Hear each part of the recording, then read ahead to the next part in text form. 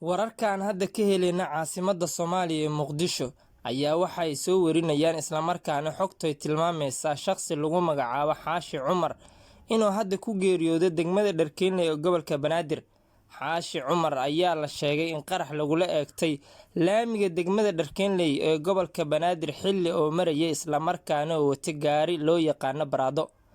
Qaraxa ayaa ahaa midka dhulka la geliyay isla markaana waxaa ku naf waayeen Xaashi Cumar iyo sidoo kale dad kale oo la socdeen. Inkastoo Xaashi uu ku geeriyooday, kuwa kalena sida aan xogta ku helayno inoola xaqiijiyay in dhaawacyo ay jiraan isla markaana loola orday isbitaalada ku yaala caasimadda Soomaaliya ee Muqdisho.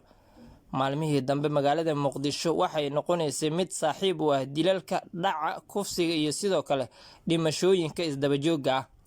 Xaashi ayaa mar qura waxa uu ka soo baxay gurigiisa xilli uu ku sii jeeday degmooyin kale oo dhowr ah ayaa waxaa qarax ku qabsaday degmada Dharkeenle ee gobolka Banaadir. Wuxuuse maanta ku soo beegneed maalintii ugu dambeysay ee ku asteysan daqiiqada oo nolosha ka lahaa. Allaha u raxmadee marxuum Xaashi ayaa waxaa ku geeriyooday degmada Dharkeenle ee gobolka Banaadir. Gaarigan aad u jeedaan ayaa sidaasi noqday isla markaana waxaa xogtaan ku helnay gaariga in loo dhigo miinada dhulka lagu aaso isla markaana laamiga dheer ee degmada Dharkeenle ee gobolka Banaadir lagula eegto Xaashi Cumar. Allaha u raxmadee marxuumka waxa uu watay gaarigan loo yaqaano Baraado, sidoo kale waxaa la socday kuna weheliyay gaariga dad kale isla markaana dhaawacyo daran ay soo gaareen, halka xogtaan ku helayno in kuwa kalena ay ku geeriyoodeen halka Xaashi uu ku geeriyooday. Allaha u raxmadee marxuumka wuxuu qayb ka noqday dilalka isxigxiga ee maalmihii dambe ka dhacayay magaalada Muqdisho ee caasimadda Soomaaliya.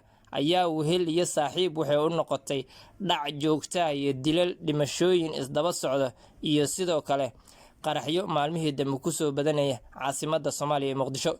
Amniga caasimadda ayaa waxa uu noqonayaa mid ka sii darayo maalmaha iyo muddooyinkii ugu dambeeyay, iyadoo aan wadooyinka la socon karin maalintii. Dhacana uu noqday mid joogto ah, dadka taleefanada, agabyada iyo sidoo kale hantidooda kale ay wataana si live la iskaga dhacayo maalinta cad, iyada oo habeenkiina warkeeda iska daaya, iyada oo xilliga habeenkiina ay noqoto dhaca mid joogto ah oo guryaha la isku soo dhaco.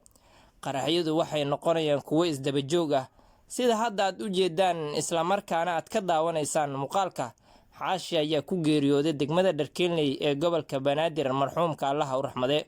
Inkastoo dad badan ay hore ugu wada geeriyoodeen caasimadda dalka muddo toddobaad ah, isla markaana tirada ay tahay mid aad xad dhaaf u ah oo dadkii ku geeriyoonaya ay noqonayeen kuwo qaraxyo, dilal, dhacyo iyo sidoo kale loo geysanayay.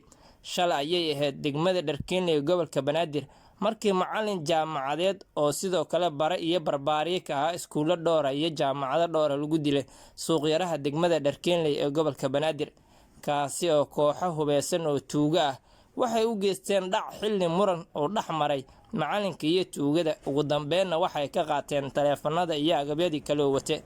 Aad ayaa looga naxay geerida. Maanta mar kale Muqdisho waxay martigelisay qaraxyo isdaba joog ah oo isxigxigaan, iyada oo ku baxay Xaashi oo qayb ka ahaa dadkii maanta gaarigaas idin muuqdo qaraxa lagula eegtay degmada Dharkeenle ee gobolka Banaadir. Waxaa kaloo la soo warinayaa guryo dhowr ah in habeenadii ugu dambeeyay dhac iyo kufsi loo geysanaya. Inkastoo booliska Soomaaliya ay ka dhawaajiyeen in wax badan ay soo bandhigayaan, iyada oo howlo wanaagsan xalay ku soo bandhigay gobolka Banaadir, iyaga oo soo qabteen kooxo badan oo loo yaqaan ciyaal weerada iyo sidoo kale kuwo badan oo dhac u geysanaya, balse weli waxaad moodaa dhibaatadu in ay weli tahay mid sii socota.